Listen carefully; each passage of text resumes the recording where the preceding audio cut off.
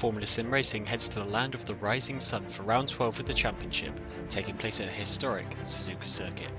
With it being the only figure-of-8 circuit on the calendar, this circuit has an illustrious history in motorsport, featuring exhilarating corners such as the S's, Degner curves and the incredibly fast 130R corner. It was Martin Gosby who took pole, just 5 thousandths of a second ahead of Singapore race winner Peter Berliak. Robin Panzer lines up in third ahead of this year's champion Jane Simoncic, the top four being separated by less than a tenth of a second. Ricardo Costa qualified in fifth ahead of two go-speeds Lukaszek and Brakshaw. Patel starts in 8th with Fournier and Mrocek rounding out the top 10. Michele D'Alessandro had a disappointing qualifying only in 12th place, however this benefited him from a free choice of tyres, whilst Cameron Rodger started from the pit lane. With the gloves off in the title fight, the expectations were high as the 20 cars revved their engines at Suzuka.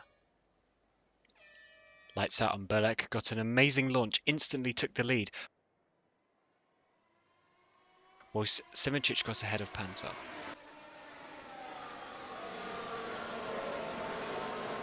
The field made it safely around the S's until Bogdanov and Araneda collided, sending both of them to the back of the field. At the end of the first lap, Berliak led from the two ACRs of Gosby and Simoncic. Then we had Panzer, Lukaszek, Costa, Patel, Brakshaw, Mrocek and Fournier.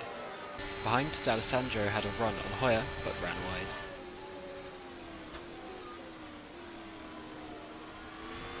Further behind, Daniel Kish was making up ground after starting at the back.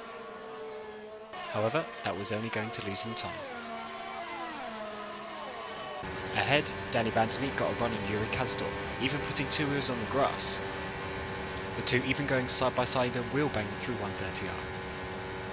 Eventually, the Netrex driver completed an amazing overtake.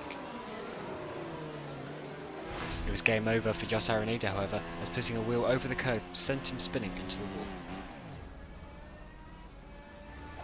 It was time for the first round of pit stops. The top three held position, however the undercut worked a treat for Lukaszek and Costa as they both jumped Robin Panzer. Patel was now ahead of Mrocek, but found himself behind Bogdanov, who was yet to pit, but Patel wasn't willing to hang around.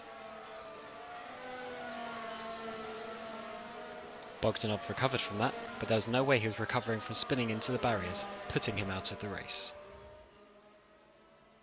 As the Supersoft runners had pitted, Hoyer now led from Callas and D'Alessandro, but Callas almost threw it away at Dunlop Curve. Daniel Kish was also in front, having yet to stop.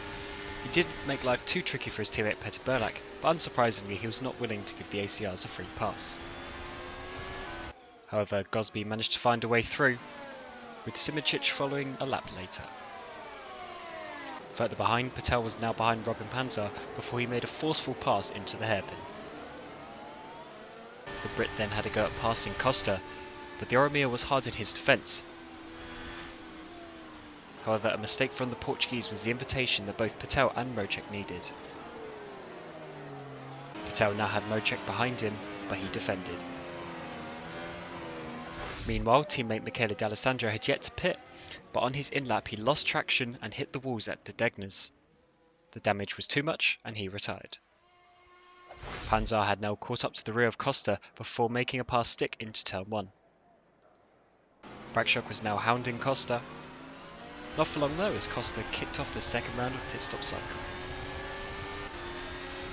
Brakshaw was now vulnerable to attack from the late stopping Callas on fresher tyres, but the Ghost Speed stood his ground.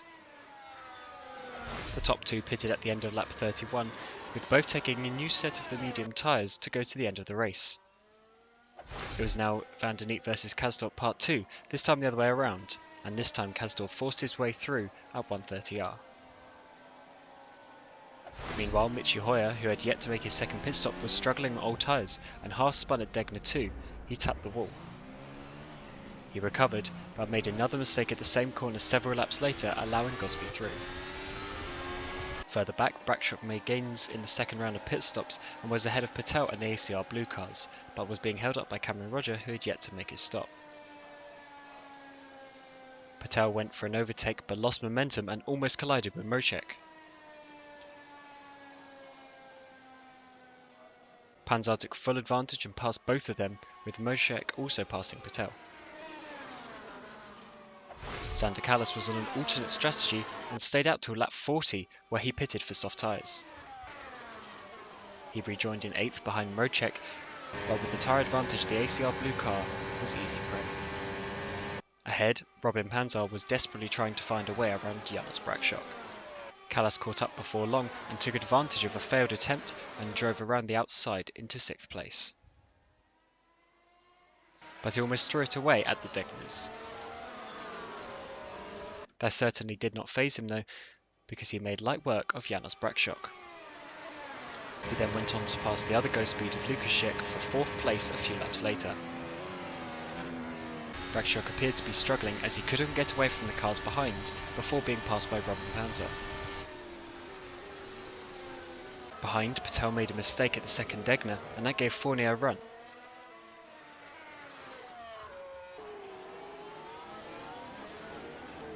However, it didn't go to plan with the Brit coming off worse. On rejoin, he lost the rear, resulting in a spectacular collision with Ricardo Costa, putting both out. Meanwhile, at the front, Berlak looked on course to take a comfortable victory from Gosby and Simoncic.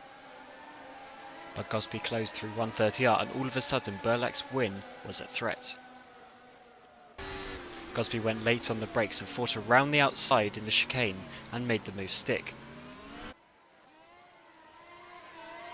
However, he almost ran out of fuel and was hit by Berlak on the line, with Simoncic right behind him. And with the three of them crossing the line, Gosby took the win ahead of Berlak and Simoncic, only separated by a couple of tenths of a second. It was a welcome return to form for Sander Kallas, who gets his first points since Silverstone. Lukaszek finished in 5th ahead of the two ACR blue cars of Panzar and Rodger. Hoyer continues to collect points for ground effect, with Janos Brakshock and Jeffrey Fournier rounding out the points.